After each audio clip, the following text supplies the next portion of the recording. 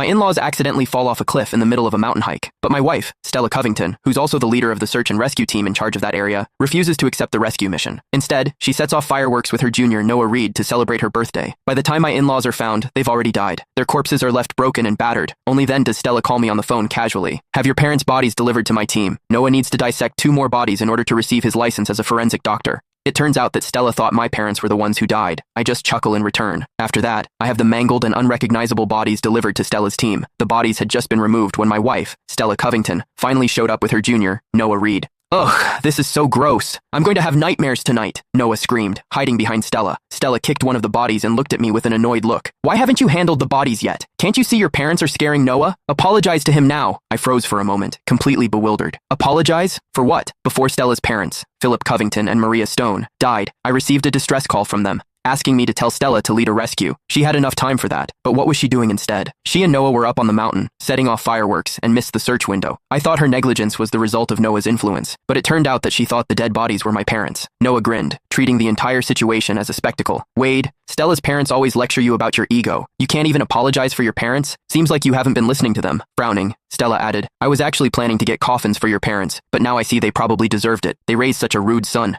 Guess it's only fair that they paid for your mistakes. I shot her a cold look. Prepare the coffins or don't. I don't care, but don't talk about my parents like that. With a look of sheer annoyance, Stella ordered her team. These people aren't worth our time. Just find a stretcher to take the bodies back. Noah added with a smug look. Why bother with a stretcher? Didn't we just bring a garbage truck? Just throw the bodies in there. Wade, you won't be mad, right? We're just saving resources for the living. Watching Philip's and Maria's bodies being loaded onto a garbage truck, I couldn't help but laugh. How could I be mad? Your idea is actually perfect. After Stella and I got married, Philip and Maria changed completely. They stopped being the caring in-laws and barely pretended anymore. They forced me to quit my job and stay home, taking on the role of a house husband for Stella. Every couple of days, they'd show up unannounced to check on me. They'd sit down and order a mountain of food. On top of that, everything had to be organic and fresh. Once they saw Stella mopping the floor and tore me apart. Stella's the leader of a search and rescue team. She works so hard out there. Why are you letting her do all this? I was treated like their personal chef. Now Stella had ordered them to be hauled away by a garbage truck. I figured karma did have a way of balancing the books. Noah handed me a flyer, his gaze filled with mockery. Since I found out your parents were dead, I've prepared a little gift for you. Keep it. No need to thank me. The flyer described a funeral service specifically for livestock. Everything was arranged. Cremation, an urn, and even a plot at the cemetery. Except, it was for a dog. When I didn't take it, Stella yelled at me. Cemetery plots are rare these days. You'd better thank Noah right now. He's even helping you with the autopsy. I laughed so hard that tears started to well up in my eyes. Thanks. Once the autopsy's done, I'll make sure to bury them here. As I watched Philip and Maria being driven away in the garbage truck, I found myself genuinely looking forward to seeing Stella's reaction when she found out who was really dead. I called Mom and Dad to confirm they were safe, then contacted a lawyer to draft a divorce agreement. Just then, the cops showed up.